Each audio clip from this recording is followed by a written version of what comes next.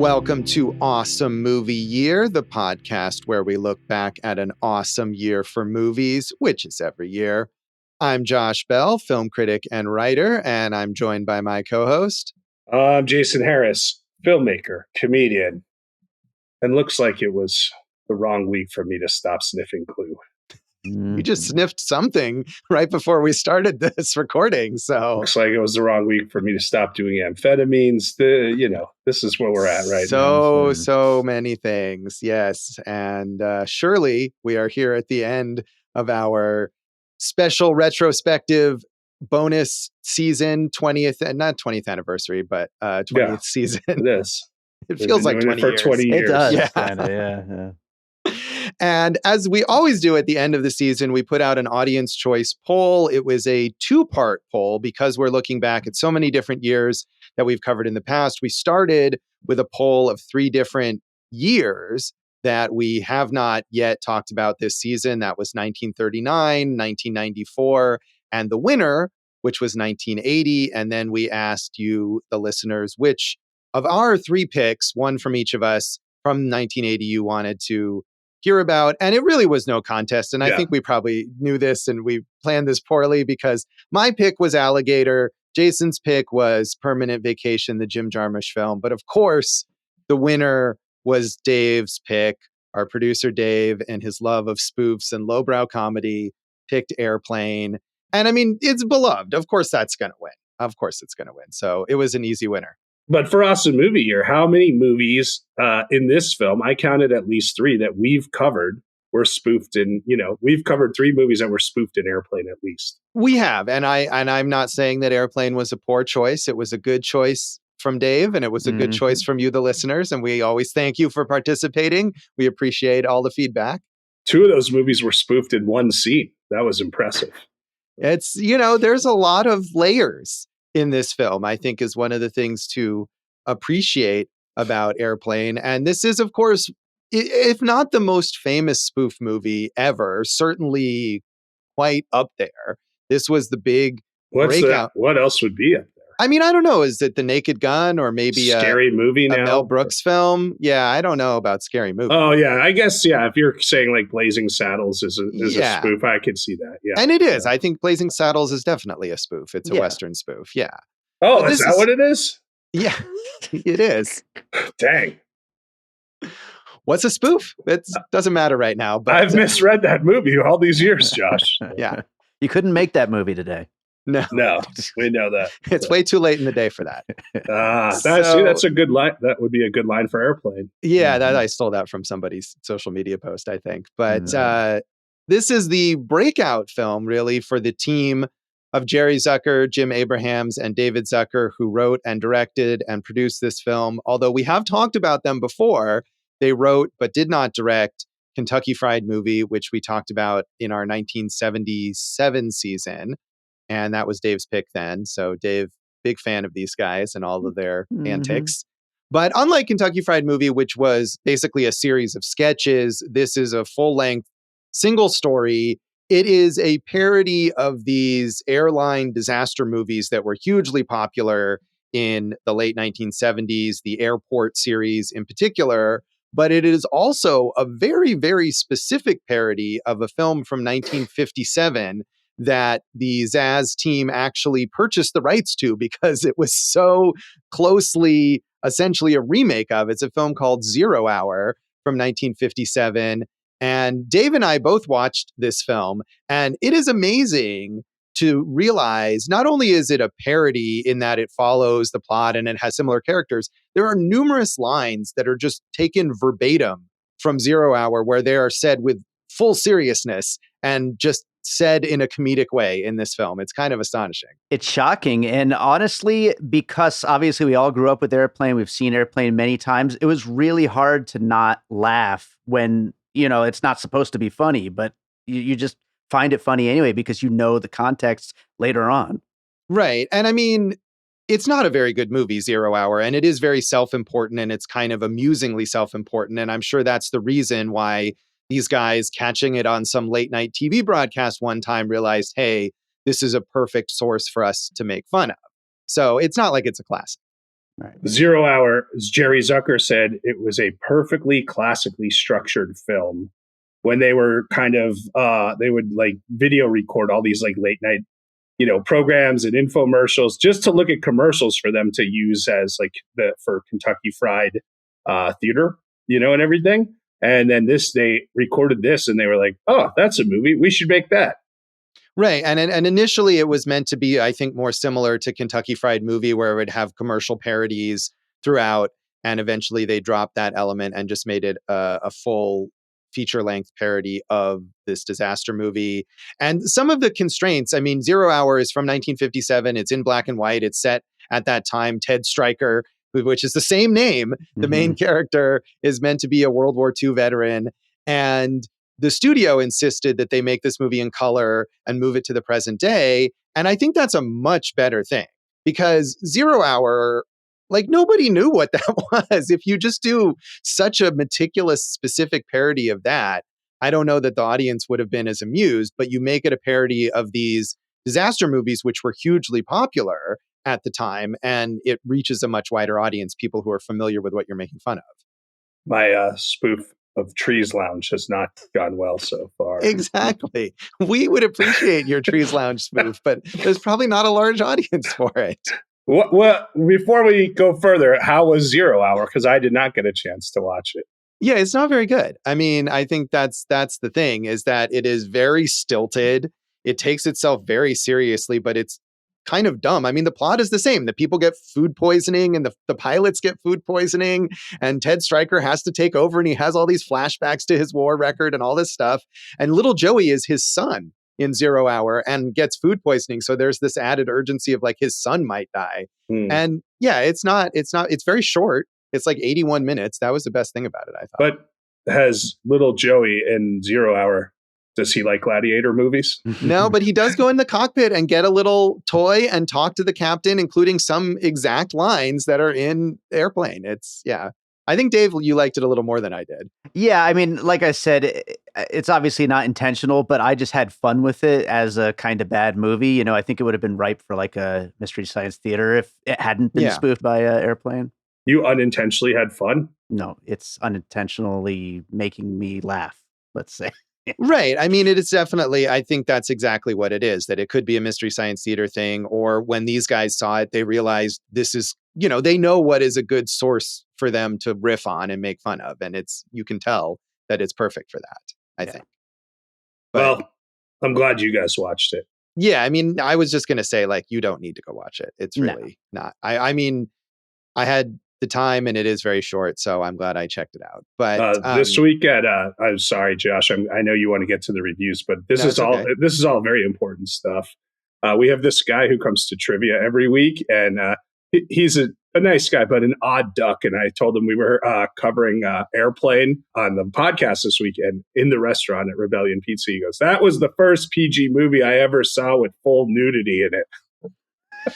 Well, it does. It's not full nudity. There's just breasts. Yeah, there's a topless lady briefly in this film. That's true. And which is funny the way that it's used. Right. And as I think we've talked about the development of the PG-13 rating, but it didn't exist. And so back then, if you had boobs, you could be rated PG. I feel like this would be R today because of a lot of the jokes and subject matter and titties. That is quite possible, but it was rated PG, and it was a huge hit. It grossed $130 million in its initial run on its budget of $3.5 million. It was the fourth highest grossing film of 1980. And through various re-releases, it's ultimately grossed $171 million. It was acclaimed and nominated for awards, including Best Picture, Musical or Comedy at the Golden Globes, Best Screenplay at the BAFTAs, and Best Adapted Comedy Screenplay at the WGA Awards. So, movies like this, I feel like, especially again, when Dave, you pick a lot of these, and even if they are beloved over time, often they're not very well received initially, especially critically and awards wise, but that was not the case here. Yeah. It was good work, Dave. Yeah. Way to. Dave finally found a good movie. Yeah. Thanks. Yeah. Airplane lost Josh in comedy or musical in those Golden Globes to the hilarious comedy Coal Miner's Daughter. Well, it's a musical. I know. I I'm think just that I'm just counts, kidding with right. Josh. I mean, hey, See, I'm doing jokes like I'm an airplane, Josh. I know you Sure. have a very strong opinion about category fraud in the awards world. Don't you dare get me started on that. Yeah. Then I'll have to be like, looks like it's the wrong. I picked the wrong week to quit smoking. So. Right. Exactly. That's the line from 0 Hour. The guy says about quitting smoking, and then they just kind of they do that. That's good. They elevate it. Right. Exactly. There's a lot of bits like that where you hear a line that's exactly from 0 Hour, and then they just kind of build on it. So again, this movie, it was acclaimed by critics. Roger Ebert said, Airplane is a comedy in the great tradition of high school skits, the Sid Caesar TV show, Mad Magazine, and the dog-eared screenplays people's nephews write in lieu of earning their college diplomas. It is sophomoric, obvious, predictable, corny, and quite often very funny. And the reason it's funny is frequently because it's sophomoric, predictable, corny, etc. This sort of humor went out with Milton Berle, Jerry Lewis, and knock-knock jokes. That's why it's so funny. Movie comedies these days are so hung up on being contemporary, radical, outspoken, and cynically satirical that they sometimes forget to be funny. And they've lost the nerve to be as corny as Airplane, to actually invite loud groans from the audience. Yeah, I mean, now I wonder, first of all, I love that kind of turn of phrase that he did where it's this, this, and this. And the reason it's funny is because of this, this, and this, right? Yes. But, now you wonder, like, what even is a comedy, right? When we're talking about category fraud and the lack of comedies out there. You guys know, I think we talked about it on this podcast. I went out and tried to pitch a spoof last year. Spoof comedy, and they were like, no one's making any spoofs, so you can't do that. And of course now Scary Movie 6 is coming out, so that worked out great. That's good for me. Yeah, I'll be here for another 20 years. But I think that is true, though. I mean, you look at those Golden Globe nominations and things that are not comedies, but are also not musicals, end up in that category. And especially on TV, I feel like this is even worse because The Bear is a comedy. Right. Or things that are just like, sad coms or whatever that are ostensibly comedies that barely have jokes and are very downbeat and melancholy. And when you find a comedy series that actually is full of jokes, it's like, what is happening here? So I do appreciate that. This is certainly, there's never a lull where there's not a joke happening in this movie. Yeah, it's rapid fire joke machinery. It is. So Janet Maslin in the New York Times said, at a time when throwaway gags seem like a luxury in any film, Airplane has jokes, hilarious jokes, to spare. It's also clever and confident and furiously energetic. And it has the two most sadly neglected selling points any movie could want right now. It's brief, and it looks inexpensive without looking cheap. Airplane is more than a pleasant surprise in the midst of this dim movie season. As a remedy for the bloated self-importance of too many other current efforts, it's just what the doctor ordered. Well, we all talk about how much we want short, brief movies, but I don't think any of us have been like, we're looking for inexpensive movies that don't look cheap. Although my favorite movie last year is The Brutalist, which is that. Right. I mean, and I think as someone who reviews lots of low budget movies, that is a big virtue, that if you have a very small budget, can you not make it look like, understand your limitations and how to work within them and not have it be distracting that you clearly didn't have the budget for something you were attempting and failed. So I do think that's a good thing. And also, obviously it's 1980, CGI is not a thing yet, but I did enjoy like when Leslie Nielsen goes to treat one of the patients and like eggs are popping out of her mouth and one hatches and there's a bird and you're like, how did they do that with practical effects, So. Yeah, I love that scene. For some reason, when I watched this movie as a kid, that scene freaked me the hell out. Like, it's meant to be funny, but I don't know. That was one of the things that I had a strong memory of is, everyone on the plane gets sick with this food poisoning. And for some reason, this one lady, her sickness manifests as these eggs that keep coming out of her mouth. And it seemed like something out of a horror movie to me or something. And it is amusing to see because you're saying, how did they do that? I don't know how they did the bird coming out of the egg. but you can clearly see that Leslie Nielsen is doing like a magic trick. Sure. And he's palming those eggs. And I love that. And then after he's done, you can see the whatever the white thing is in the lady's mouth that they were using to simulate eggs is still there as she's talking. So and the fact that you can see that is part of the joke. And so I like that. But yeah, for some reason, that like horrified me as a kid. Does it still? No, not in the same way, but it definitely brought back the memory of it horrifying me. And I don't think, but it's like, I don't know. I love like David Cronenberg and body horror. I feel like that's something that you would see in some sort of horror movie, like, this weird hatching coming out of this person's mouth. Yeah. If it was still horrifying you, I'd bump this up an extra half a star. All right. Yeah. No, what amused me this time was seeing the very obvious like palming that Leslie Nielsen is doing there as like he's a stage magician or something. He's a man of many talents. He really is. So finally, Ron Pennington in The Hollywood Reporter said, the humor is an ingenious concoction of satire, spoof, burlesque, slapstick, raunchy dialogue, and low comedy sight gags. The jokes are directed at sex, politics, religion, and almost everything else. The level of humor is not always consistent, but the filmmakers have thrown almost everything in with a shotgun approach, and the routines work more often than not. The direction is as wild and woolly as the script, but the team of Abrahams, Zucker, and Zucker have a good eye for visual jocularity, and they set the sight gags up for maximum effect. The performances are perfectly tuned to the visual antics, and the swollen dialogue is delivered with intense mock seriousness. Of the political jokes, some of which went over my head, because it's 1980. But, the guy who gets in the taxi cab is a famous Republican senator from California who was all about like fiscal responsibility and not wasting money. So after the credits, you cut back to him in the taxi cab and he goes, I guess I'll give him 20 minutes more, but that's it, and it's like, it's funny. It was funny anyway, but, like you're saying, extra layers if you know the background of that. Right. And it's interesting to me, I think, for my experience, because obviously none of us saw this movie in 1980.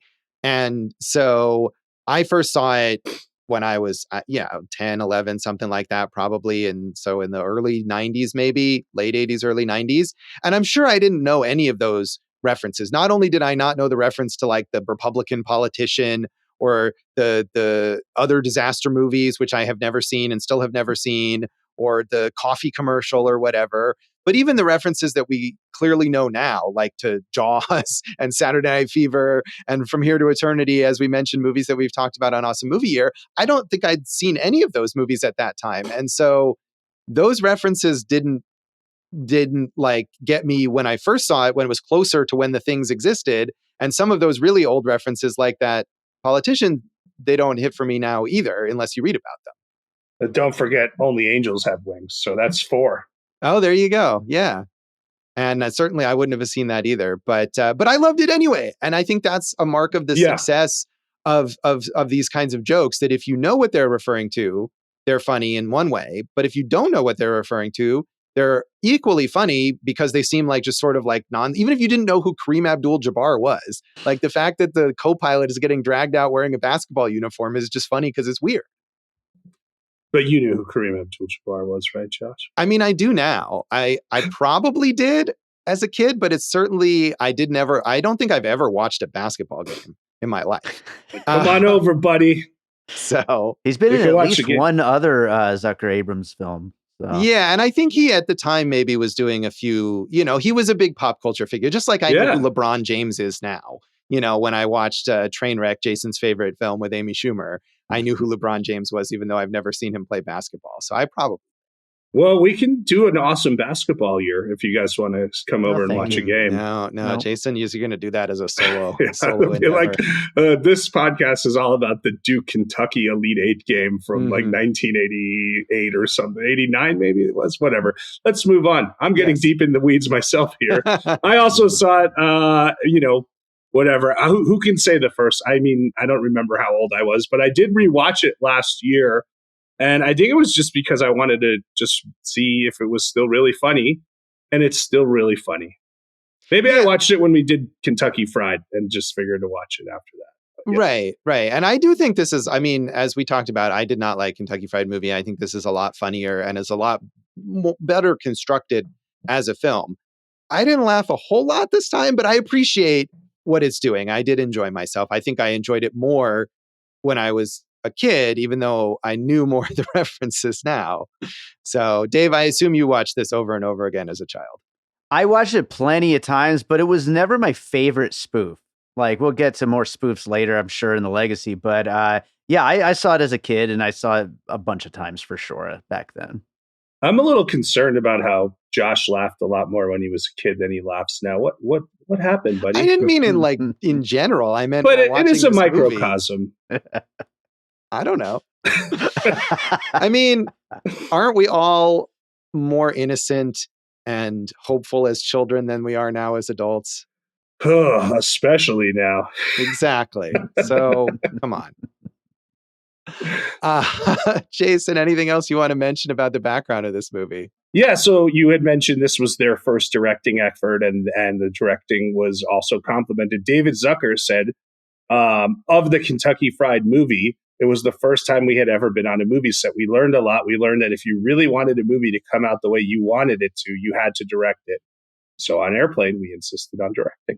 Yeah, that makes sense. And I mean, I feel like their sensibility, if you watch Kentucky Fried Movie and you watch this, you can see a lot of the similarities, but maybe John Landis toned them down or switched things up in a way that they didn't care for in Kentucky Fried Movie. And I think this is a much better movie. Well, yeah, there's no doubt about that.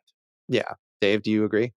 I mean, I'd say it's a better movie for sure, but I think I liked Kentucky Fried Movie more as a kid. So, Girl, you crazy. Yeah. I think that's just because you were going through puberty and there were maybe there was more boobs. titties. Yeah, that's good. That's what's important. So we'll come back and talk more of our general thoughts on Airplane.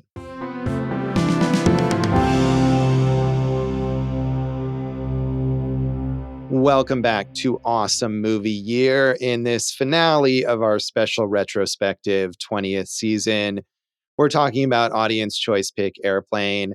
And I feel like it's good to end this special season on a movie that we actually all liked. Isn't that wonderful? And like I said, I was happy to see so many other, I mean, it's a retrospective season, right? Right. And we got to like revisit some other movies that we've covered via this film.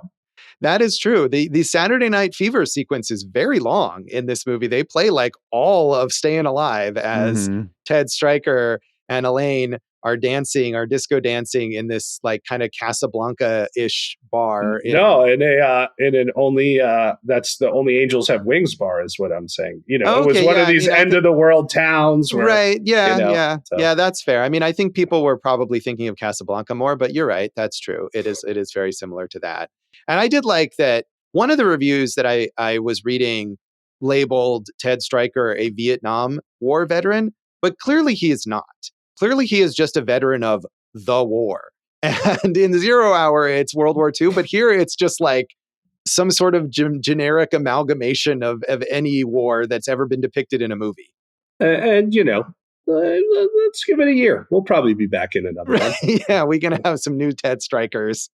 And I mean, when we see the flashbacks to his trauma that he experienced when he was leading a mission and gave them the wrong instructions and led to the deaths of other pilots. It's all this old black and white footage. And at first I thought it was actual footage from 0 Hour, but I'm pretty sure it's not. But it's definitely old black and white, like stock footage. Yeah, exactly. The Saturday Night Fever scene, I believe the music is sped up, even though they play so much of it there. Oh, okay. Maybe so. But it just feels like a lot. I mean, it's not bad because, I mean, part of the joke is that it keeps escalating. And, you know, it starts with like, oh, it's funny that this rowdy like bar in the middle of nowhere is suddenly a disco. And then we just keep building on that and the way they do their dance routine and her swinging him around. And then he's flying off into the ceiling or whatever. So it's still amusing. It's not like one of those things where you're like, all right, let's get over this or whatever, but it does go on a while. Right. But you did leave out a middle step there where she's dancing with someone else and kind of mirroring his dance, and he gets stabbed in the back and he's crumbling to the ground, and she just mimics it as a dance move. Yes, she does. So that's that being Julie Hagerty. Yes. Right. Who is very amusing. I feel like is better than, I mean, not that Robert Hayes is bad as Ted Stryker, but she brings a bit more of like kind of goofball energy. You know, they were hired, they were comedy actors and they were hired to play the leads, whereas all these supporting players were known for very serious work, and that was a specific thing that the Zaz team wanted to do. Robert Stack and Leslie Nielsen and Lloyd Bridges and Peter Graves were all these serious actors that they hired for those parts. But the leads are people who had comedy experience. Yes, but I think that was such a great move. I mean, if we're going to personalize it, I've, my old acting coach and also an actor in town that I cast in films, I would always cast them in comedy stuff. And these were great actors. And they would always say, oh, no one ever cast me in comedy because they're known as dramatic actors. But what it is like what's written here is so funny, right? That as if you play the scene instead of playing the joke, which is always the best way to do comedy, I think, it becomes much funnier, right? You're not shining the they shine lanterns on plenty of other things, but the performances, by playing it quote unquote straight, even though there is some escalation to that, it's so much funnier than if they were like, right. And you have, as you said, you have all the sound effects to do that for them anyway, the music and all that. But yeah, I mean, that was something that the Zuckers and Abrahams had to push back on with the studio and say, no, this is how we should do it. And for, that may be something, for example, that because they were the directors, that someone like John Landis or whoever else might not have understood, but they realized that was, as you pointed out, the best way to make the comedy work. And it is funny. And I think it's interesting that so many of those guys then, because of this movie, went on to do a lot more comedy. Right. David Zucker said, we thought they were much funnier than the comedians of that time.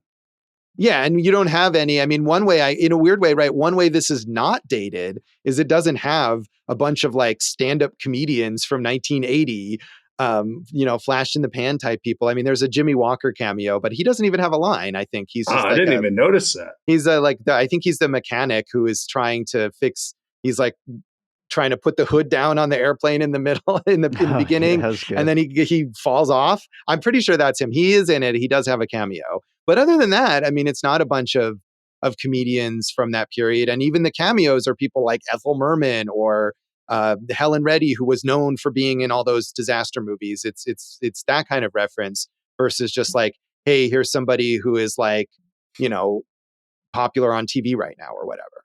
So, when you talked about Robert Hayes, that role was written for David Letterman, which that would have been really interesting, I think, because he is subverting everything. So how does that work if you're going the opposite route with comedy? Yeah, I don't think that would have worked. And I mean, not only because Letterman, as we talked about in our classic Cabin Boy episode, is not really like an actor. Wanted by a monkey? Right, exactly. And he barely delivers that one line and spent like the next 20 years of his career making fun of himself for that line delivery in that movie. To have him as the star, I don't think would be good. And Hayes may have been known, he was on a sitcom at this time and he may have been known for comedy, but he plays it pretty straight too. And I don't know that David Letterman could have done that. Right. The other names were Chevy Chase, who obviously, is he too big? Bill Murray, is he too big at the time? Barry Manilow, comic legend Fred Willard, and other comic legend Bruce/Caitlyn Jenner. Yeah, well, that would have been, I don't know if Caitlyn Jenner did any acting at that time, but the other ones would all have made hay with it, though. Yeah, instead of making haze with it, Josh. I mean, but again, it would have. I'm an airplane writer. It would have turned into like a Chevy Chase movie or a Bill Murray movie, and instead, it was like this ensemble where the movie, it's about the jokes, it's about the references, it's about the creativity visually and in the writing. And it's not distracted by some big movie star performance. I know that's how you felt at the spoof film High School High. You were like, now it's just a John Lovitz movie. Have you seen that? Yeah, I think I probably saw it in the theater when I was in high school. I love that movie. Of course you love that movie, Dave. I should not have doubted that Dave would love that movie. Dave, this was your pick. What are your favorite things about it? I mean, Leslie Nielsen, everything out of his mouth. Every scene with him is great. It's just nonstop, and that's why you love these kinds of movies. If you love these kinds of movies, they're just nonstop jokes beginning to end. And it's, for the most part, it all connects. Like, it's had me laughing. And like I said, like, it may not be my favorite spoof, but it is a really, really good one. And I get why most people would consider it the best spoof. Like, it seems like most people would consider that. And it keeps hitting over and over and over again.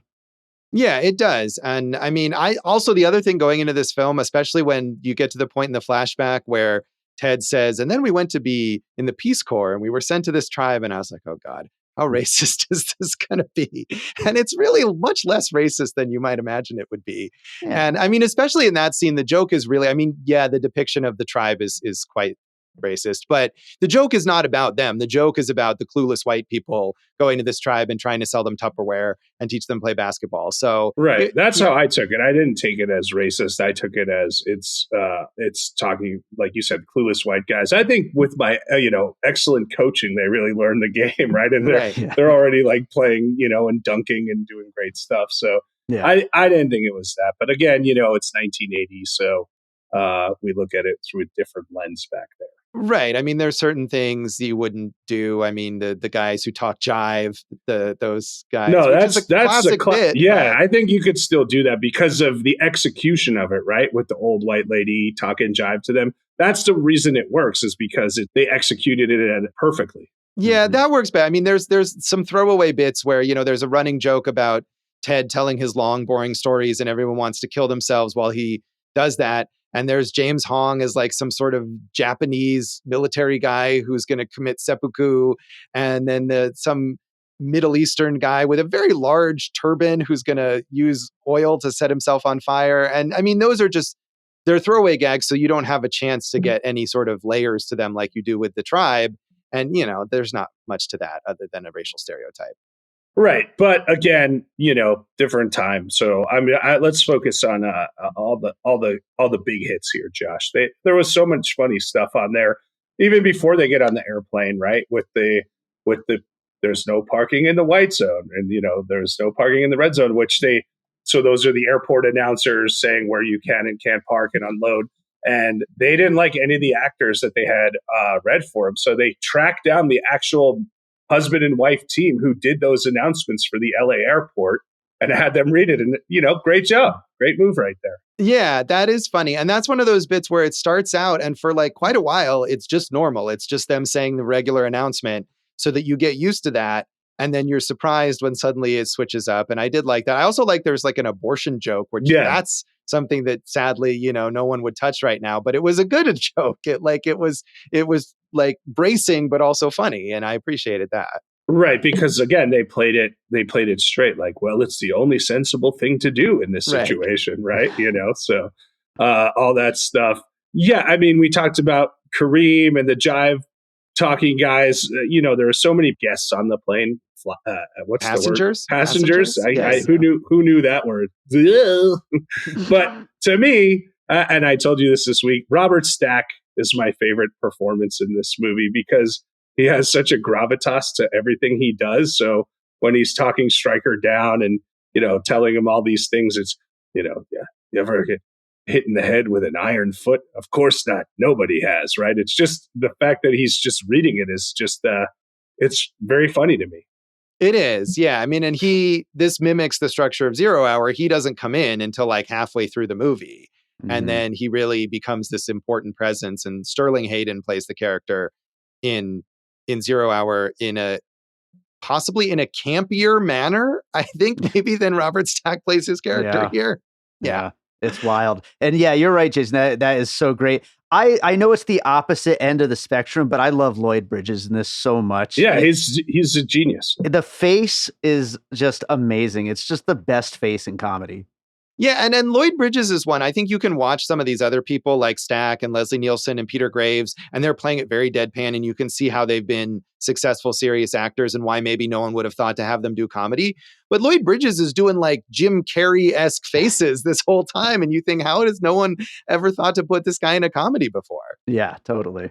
Well, that's also right. That makes sense because he was using all types of substances, right? That character. Well, right. But I'm saying the actor is able, as an actor, he's really able to play up that comedic aspect of it, which those other actors are not doing.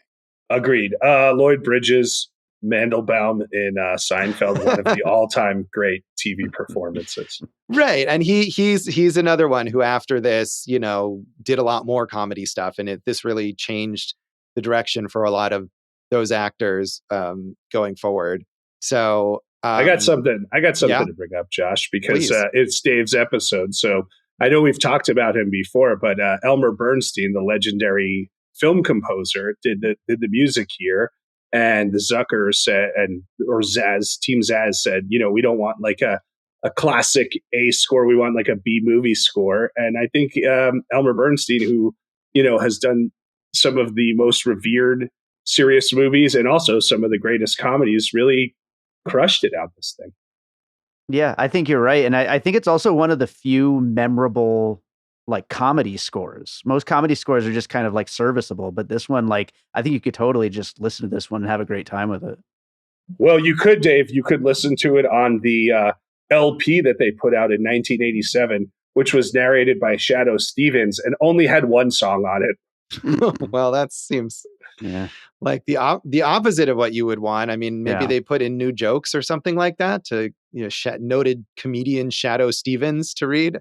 Yeah. I mean, comedy records were big back then, so maybe. Yeah, but not like stand-up comedy records. Yeah. Not like reading a comedy script records. There's a lot of weird stuff like that. I don't know. Yeah. Do you get that stuff at Wax Tracks? We do. Yeah, we have a lot of like spoken word comedy like relics basically that you would never see nowadays. Right. You kids like jokes, but not punchlines? Come down to the Pink House on Decatur Boulevard, where we have all the comedy that won't make you laugh. Rick's Racks Records. Jason's going to make a full-length Wax Tracks Records spoof, and that's really, forget your Trees Lounge spoof. That's even more niche. That's really going to reach an audience. Oh, yeah. That LP came out in 1980, not 1987. And Josh, I wanted to go back to a point you made, because I think you made a really good point of like, hey, you couldn't have too many famous faces as the leads there. And I'm like, they had Sigourney Weaver and Shelley Long were like people they were considering for Elaine. And Sigourney Weaver, is at this point, she's done Alien, would be way too big. And Shelley Long, good comedic actress. But I do think Julie Hagerty is, there's such an innocence about her. I mean, you see it in Lost in America too, and that's why it all works. She's an interesting performer. Yeah, I mean, she ended up playing a lot of these kind of ditzy characters later in her career.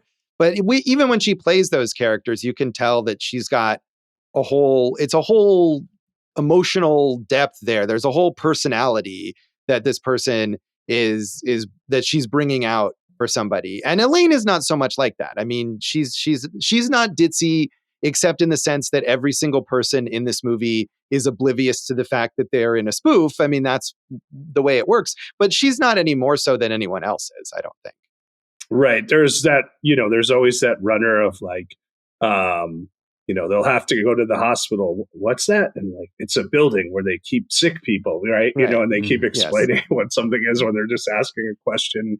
So everyone's ditzy in this movie, right? Right, exactly. That's what I'm saying. Everyone is sort of taking things literally or not realizing that they're delivering jokes or whatever. And that's why it works, because you don't have the characters mugging. I mean, in a weird way, one of the jokes that I felt like really didn't work is early in the film where Elaine gives this sort of speech, which is taken verbatim from 0 Hour, about why she can no longer be with Ted and I can't be with a man I don't respect or whatever. And Ted looks directly at the camera and he's like, what a pisser.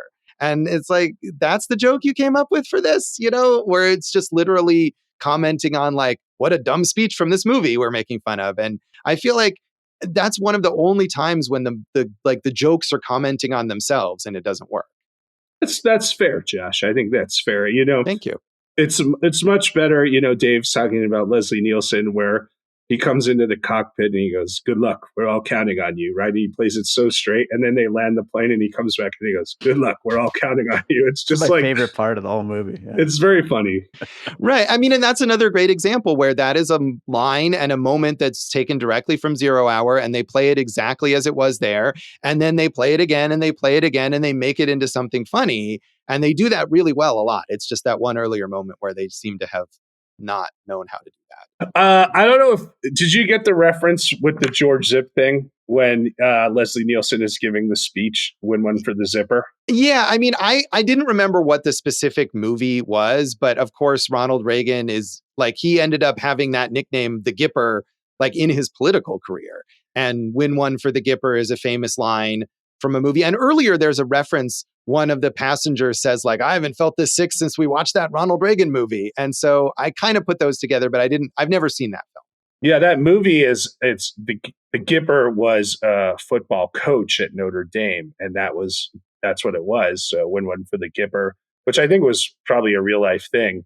But they went a long way to make that joke, and like that type of construction actually really did work in this thing, because you just hear George Zip multiple times, and then when the reveal is like, yeah, they really thought this thing out, and the construction of the film and the jokes for the most part are executed at a very high level, as we all know.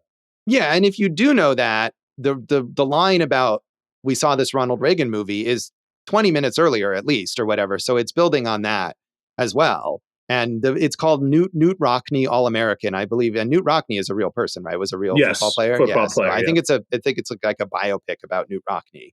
That is a famous line. Win one for the Gipper from. But yeah, I mean, again, I wouldn't have known that certainly as a kid, and I only had a vague sense of what it was now without having to look it up. But it's still funny. And my favorite example of that is the coffee commercial parody, where that lady has her thoughts in voiceover, like, Ted never has, or not Ted or whoever, my husband never has 2 cups of coffee at home. And that's the actual lady from some actual coffee commercial that was airing around 1980. No one remembers that now, but it's still funny. I didn't remember that either, but no, and I didn't either, except that I read about it. Right. Yeah. It is a funny punchline there, where the boy asked the little girl, "Do you want cream with your coffee?" And she goes, I like my coffee like I like my men big and black, or something like that. And it's funny coming from her. Also, that is literally the only scene that those 2 kids are in, just to do that. Right. Yeah. Agreed. So, yeah, I mean, I feel like we could just kind of go through like joke by joke in this film and talk about what we enjoyed, but we should rate it out of 5 autopilots. 5 autopilots. Yeah. Otto, the inflatable autopilot. Given a credit, Otto as himself. That was good. Is also listed on IMDb somehow. How many autos do you give this, Jason? I gave it 3.5, and it's veering towards 4 because of your uncomfortability with the egg scene. Okay. Yeah. I gave it three stars. I'm sure I would have given this 4 stars when I was 10. And I give it 3 stars now, but it's a very affectionate 3 stars. I only laughed a handful of times this time, but I admire the construction, and I feel like it holds up a lot better than I was wondering that it might. So, Dave, how many autos do you give this? I'm giving it 4 stars at 44. All right. Did you check the range? No. I was referencing. I made another reference, and then you guys were quiet, and now that's a terrible lead out. We'll be back with the legacy. We'll come back and talk about the legacy of Airplane.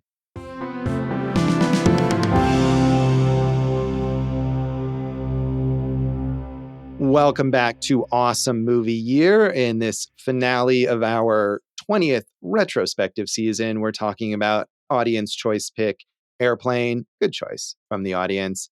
And the Zaz team went on to great success after this, but one thing that they did not work on was Airplane 2, the sequel from 1982, which they declined to participate in and was a box office failure.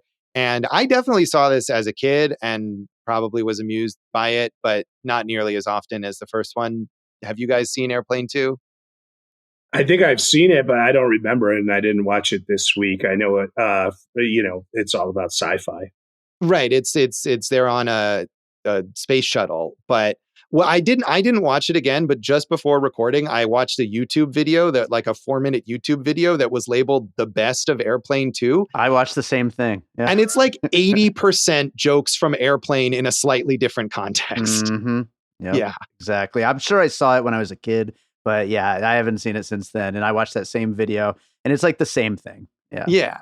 I mean, it's got William Shatner, and there's a bit at the end of that video with Shatner, who's essentially doing the Robert Stack type character on the ground talking to Ted Stryker. And he goes on this rant about all the blinking lights. And it's a very funny, like sci-fi-ish thing. And Shatner, he's unlike, I think, a lot of the guys from this movie, Shatner was already a very comedic figure. And, he's good at hamming it up comedically. So that was kind of amusing. But yeah, it mostly is just like, remember this joke? Here's a different person telling it. Or maybe even the same person, just in a different location. Mm-hmm. And not so good. Well, Josh, if anyone ever had an impression of William Shatner, now would be the time to do it. Yeah, I don't, but feel free. Dave, let's talk about your favorite spoof movies because you wanted to get into that. Well, I mean, mostly it sticks in those same directors. I mean, The Naked Gun is my favorite of all of them for sure, but also very close behind is Hot Shots Part 2, which is just absolutely hilarious. And they have a whole bunch of other great ones too. We talk about Wet Hot American Summer. I feel like that's a spoof. That would be 100%. My favorite. Yeah, it's up there for sure. Yeah, I mean, I haven't seen The Naked Gun in a long time, but I certainly loved all of those, as well as Police Squad, the original TV series, around, again, when I was a kid, around the same time that I saw this. And I liked those more, possibly because those came out in theaters in like the early 90s when I would have been old enough to go see them versus watching Airplane on TV. But I haven't seen those in a very long time. I don't know. Can we count UHF as a spoof movie, Dave? I think so. And I think it's definitely one of my favorites for sure. Yeah, I mean, that would be my favorite. And Weird Al is as far as spoofsters go, is certainly my favorite. But yeah, I mean, that era, the sort of late 80s, early 90s era was the like golden age of spoofs. There were so many of them. I mean, I think we could still have one a year and be okay, guys. Like let's just make one every year and we'll see what happens. So, Dave watched Mafia. I remember not too long ago. Did you actually do? No, I didn't watch Mafia. Oh, what was the one you had told us that you watched that we Hotel? That's what it is. No, that's not what I'm talking about. It was from like a year or two ago. Silence of the Hams. That's the one I'm talking about. Yeah, I love that movie too. Yeah, of course you do. Of course you do. Yeah, I mean, Dave, you don't like the Friedberg Seltzer movies, though. Okay. And it's so depressing because that's what took over the genre. You ask Jason why we don't do them once a year. It's because those guys killed the genre forever, basically. Well, now, those are like the superhero movie one. Not superhero movie, no. You're right, not that one. But all the other ones are date movie, epic movie. Meet the Spartans was one of theirs. And then they kept going in like they did a Fast and Furious parody that like went straight to video. I think toward the end of their brief run, but Vampires Suck was a Twilight one. Yeah. I mean, several of those though, especially like Epic Movie and Date Movie and Meet the Spartans, made a huge amount of money at the box office. I think so. It was really quite sad. This is definitely giving me motivation to write my Christmas movie spoof, guys. You should. Yeah. But the Zaz team in various combinations. I mean, in addition to the Naked Gun movies and Top Secret and Hot Shots. They worked on the later installments in the Scary Movie franchise. We mentioned Mafia. I don't know if you could count Basketball as a spoof exactly. And then they branched out. Jerry Zucker did a couple of serious films as a director. He directed Ghost and First Night. And sadly, David Zucker has become a conservative shill, including doing ads for the Republican Party and directing the right-wing spoof, An American Carol, which I believe the main character makes fun of Michael Moore. Yeah. That is a bummer. David Zucker does have allegedly a movie coming out called The Star of Malta, probably with that same team who is doing the American, whatever, I already put it American out of my mind. Carol. Yeah, it's like a Christmas Carol parody where Michael Moore learns to not be a liberal, I think, or something like that. Star of Malta is supposed to be like a 1940s noir spoof, so that has potential, but you're not giving me much hope for it, Josh. Yeah, and I think that was announced quite some time ago and is probably not happening, but who knows? Maybe. What do you guys think of Top Secret? That's pretty fun. I've never seen it, actually. Yeah, I don't think I ever saw it somehow. I don't know why. I should watch it one of these days. Yeah, it's fun. I mean, Hot Shots is great, so why not? Yeah, I mean, Hot Shots is another one that I liked as a kid. I don't know if I would like now, but I don't know why I didn't. Dave, I'm astonished that you have not seen Top Secret. I know. It was always there, and I just never got around to it. Yeah. So Robert Hayes and Julie Hagerty, who were, this was kind of a breakout movie for them early in their careers, and they're both, had been prolific kind of character actors throughout their careers. Robert Hayes, especially, has made a lot of cameos in later spoofs. You mentioned Superhero Movie, Jason, which is a Craig Mazin thing. He also was in Paranormal Movie, directed by Kevin Farley, the comedic genius, Kevin Farley. Boy. Kevin Farley, who was in that show spoofing boy bands back in the day. He was, yeah. Together, was that what it was called, I think? Nice. Robert Hayes also doing a riff on Ted Stryker in Sharknado 2. But, you take what work you can get. And he and Kareem got together and did reprise these roles for a Wisconsin Tourism Bureau advertisement or something. Yeah, I mean, hey, you take the work you can get. Julie Hagerty has had a slightly higher profile comedy career. You mentioned Lost in America. She's in What About Bob and a lot of other big things. I just fairly recently, she played Ralphie's mom in that decades later Christmas Story sequel because the original actress has retired. And I mean, that's not a very good movie, but she was, she filled in. She did a perfectly solid job. She had a good year in 2019 with Noelle and Marriage Story. Yeah, that's quite a combination. And just you guys wait for Awesome Movie Year 2001 when I pick Freddy Got Fingered. I'm ready for it. Of course you will. But Josh, I mean, you got Airplane, Lost in America, and What About Bob? I mean, you can't really do better than that. Those are three big comedy classics. Yeah. She's great. We said so many of these serious actors had this sort of shift in their careers after this, but none of them more so than Leslie Nielsen, who basically became the king of spoofs. Yeah. Went on to star in those Naked Gun movies, the Mel Brooks film, Dracula Dead and Loving It, which we probably talked about in some of our Mel Brooks episodes. And then he just kept going. And I think that was maybe the problem, that he never said no to any of these spoofs. He loved it. He did. And I mean, I'm sure he was having a good time, but you could, if you did like a Leslie Nielsen spoof marathon and started with this and then went through his whole spoof career, it would just make you sadder and sadder, I think. Well, are you talking about Repossessed or 2001: A Space Travesty? I remember seeing Spy Hard in the theaters. There's Wrongfully Accused. So, he did a lot of them. But I did love him as, I believe he played Dorothy's fiance on the final few episodes, 2 episodes of The Golden Girls. And man, that was a love affair that we were all waiting for. I will stand up for Repossessed, by the way. Great. Of course movie. you will. Of course you will. And isn't Dracula Dead and Loving It, which is like one of the worst Mel Brooks movies, one of your favorites? That's been reclaimed, Josh. Yes, people have reclaimed that one. I watched it not that long ago for an article, and those people can keep it. Josh, this is very important because I'm going to connect multiple pieces here. We've mentioned Kareem Abdul-Jabbar first, kind of acting prominently in Game of Death, the Bruce Lee movie, but Dave can tell you he's in Slam Dunk Ernest. Yes, there you go. This whole season's coming together. Yeah, it is. Lloyd Bridges and Robert Stack both also continued to do some comedic stuff. Lloyd Bridges was in Hot Shots. He's in Mafia. And he and Robert Stack are both in Joe versus the Volcano, which I watched again not that long ago. And that is a great movie. Yeah. That is so weird and so clever and so fun. Yeah. I know. I watched it, I think, a year or two ago, and I was like, why don't they make more out there kind of fun comedies like this anymore? Because it was a huge failure. It's probably why. Mandelbaum. Yeah, and there's that. I always remember Robert Stack as the FBI agent in Beavis and Butthead Do America. That's my favorite Robert Stack role. That'd be perfect. Yeah, I could see that making sense there.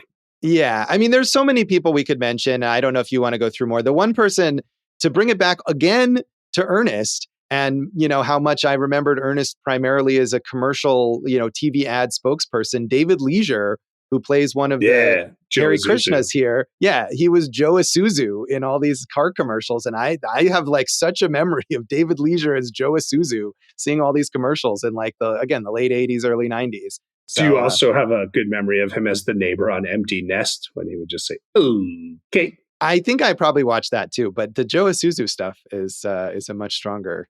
What if there had been a Joe Isuzu Ernest crossover? I mean, dude, we missed the boat on that one. So we probably mentioned Jonathan Banks, who was on Breaking Bad and Better Call Saul. Yeah, I didn't even recognize him, but I think we mentioned him in our Beverly Hills Cop episode, where you also don't recognize him because he has hair. Yeah, that's a good thing. And then the last person, I thought she was good in this movie too, was Lorna Patterson, who was one of the other flight attendants. She played Private Benjamin on the TV show Private Benjamin. Yeah, and she retired and became an ordained Jewish cantor. Oh, that's nice. Yeah, so good for her. Anything else you want to say about the legacy of this movie, Jason? Surely I don't, Josh. Then that is Airplane. And that is this episode of Awesome Movie Year and this season of Awesome Movie Year. A fun trip down memory lane to all the different years that we have talked about previously. Hopefully you have enjoyed it. You can check us out online and on social media. AwesomeMovieYear.com, Awesome Movie Year, Facebook, Instagram, Awesome Movie Pod, I think is over. Yeah, leave that out. Yeah, we're done with it. But we'll get on Blue Sky at some point. I'm Jason Harris Comedy, or Jay Harris Comedy, and all the things. As I mentioned, I read a bunch of trivia nights around town, so come see one of those play. We had a whole round that was 1996 movie titles, so if you listen to Awesome Movie Year, you might have some insight into winning this thing. And I got the residency at Jimmy Kimmel's Comedy Club, so would love to see you out there. Come say hi, and that's what I got for you. Go for Jason on Letterboxd. Bye-bye. You can find some old things for me at joshbellhateseverything.com. I'm at Josh Bell Hates Everything on Facebook, at Signal Bleed on Blue Sky and on Letterboxd. And if you're on Letterboxd and you watch this movie or any of the movies we talk about on the show, tag your review Awesome Movie Year. We would love to know what you think. And check out our producer David Rosen's awesome podcast, Piecing It Together. Check out Piecing It Together wherever you listen to podcasts. Follow us on social media at Piecing Pod, and follow me on Letterboxd by David Rosen. One of these days, I'm going to go down a rabbit hole of watching every major spoof movie. I mean, dude, this should be a spin-off series. I really should. Once we're done with Field of Burns, we can do this. Hell yeah. No, but the podcast itself has to be a spoof somehow. It has to. Yeah. You each have to be playing like a famous podcaster or something. Okay, I call Sarah Koenig. This is going to work out really well. So that's the end of this season. And in past seasons, usually we do kind of an epilogue and talk about what movies we would have maybe covered or could have covered. But we really went through all that in our draft episode here at the beginning of the season. So instead of that, we are going to do our exciting announcement right now. Jason, what is our next season going to be? The next season, Josh, is named after another terrible spoof movie, if you think about it. It's 1941, which is a great movie year. It was a terrible movie. And connecting it back to this, originally, Christopher Lee, I think, was offered the Leslie Nielsen part in this, and he didn't take it to do 1941, which he said was a major mistake. However, us covering the year 1941, that will be awesome. Yeah, just to be clear, we are not doing an episode about the film 1941. Maybe one day. Unless you sign up for the Patreon, then maybe we will. Yeah, but we are doing a whole season about the year 1941 that will be coming up. So our next episode on the main feed here will be our box office champion of 1941, and that is Sergeant York. But first, if you sign up for our Patreon, Dave, tell everyone about the Patreon. Oh, yeah, the Patreon, the Produced by David Rosen Patreon, where I post bonus content from Awesome Movie Year, as well as from my podcast, Piecing It Together, and from my music. I got a whole lot of stuff there, and you can sign up starting at $3 for all of the bonus stuff. And that's where you'll find every one of the Awesome Movie Year bonus episodes before they hit the main feed. And that is what you will find if you are a Patreon subscriber. We will have one more retrospective episode from the year 1967. On Le Samurai, the French film. So check that out on Patreon. Good, guys. Jason's very excited for that one. Well, I want to just say, when we put our list together, that was the only thing we had to choose from each year, a movie we hadn't seen or had seen. I know I'm the only one who's seen it, but that's, I think, the only movie that was on all three of our lists. Yeah. And it pumped me up. I'm really excited for you guys to watch it and for us to talk about it.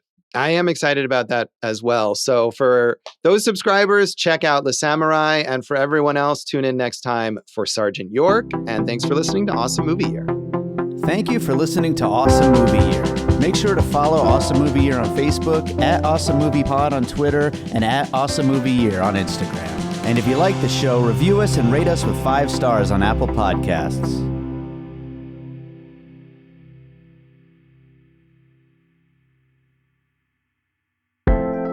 An All Points West production, produced by David Rosen in Las Vegas.